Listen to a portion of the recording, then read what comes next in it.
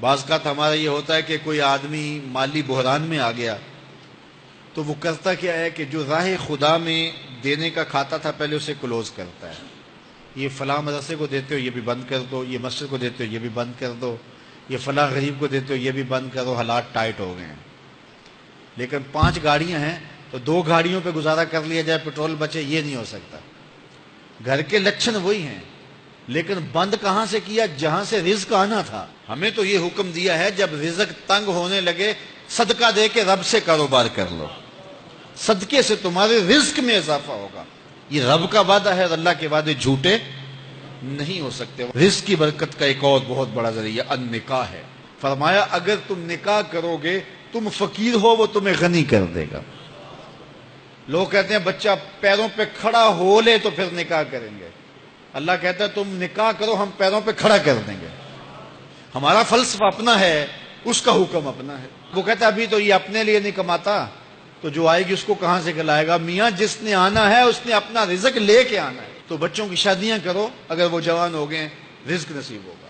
اپنے اہل خانہ کو نماز کے حکم دینے سے رزق بڑھتا ہے، کیونکہ جو صبح کا وقت ہوتا ہے یہ رزق کے بٹنے کا وقت ہوتا ہے. اور جس گھر میں صبح کے وقت لوگ سوئے ہوئے ہوتے ہیں وہاں بے برکتیاں ہوتی ہیں.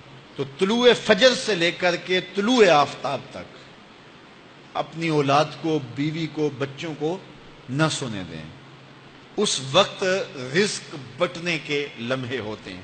کثیر دعائیں مانگیں، تلاوت کلام مجید پڑھیں اور نماز فجر مرد حضرات مسجدوں میں جا کے باجماعت ادا کریں اور گھروں میں جو ہے وہ بیٹیاں بہنیں مصلے بچھا لیں تو اللہ کی رحمتوں کا نزول ہوگا. اب ایک حدیث میں رزق کے اضافے کا ایک اور نسخہ ارشاد کیا گیا. میرے حضور نے فرمایا جو شخص یہ چاہتا ہے کہ اس کے رزق میں برکتیں ہو اور اس کی عمر میں اضافہ ہو تو وہ اپنے رشتہ داروں کے ساتھ سلوک اچھا کرے.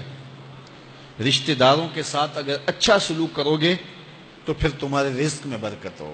غریب ہیں تو ان کی مدد کرو، ان کی بیٹیوں کی شادیاں اپنے ذمے لے لو اگر اللہ نے آپ کو وسعت دی ہے.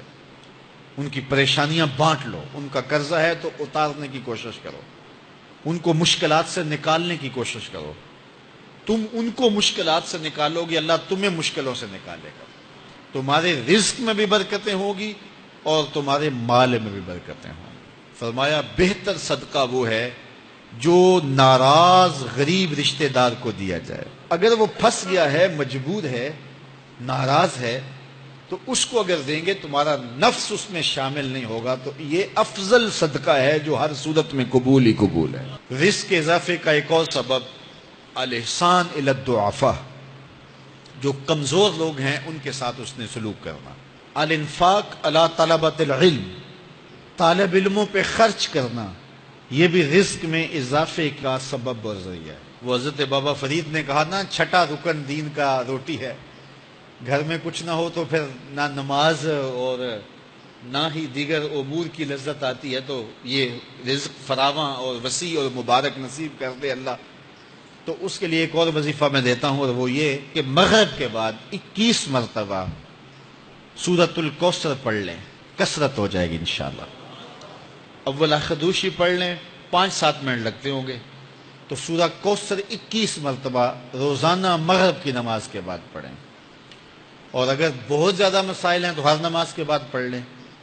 تو انشاءاللہ آپ دیکھیں گے کہ گھر میں برکتیں اترتی محسوس ہوں گی، انوار کا نزول ہوتے محسوس کریں گے. تو یہ وہ رزق کے اسباب ہیں، اگر ہم اختیار کر لیں تو ہم اللہ کی خاص رحمتوں کے حقدار ہوں گے.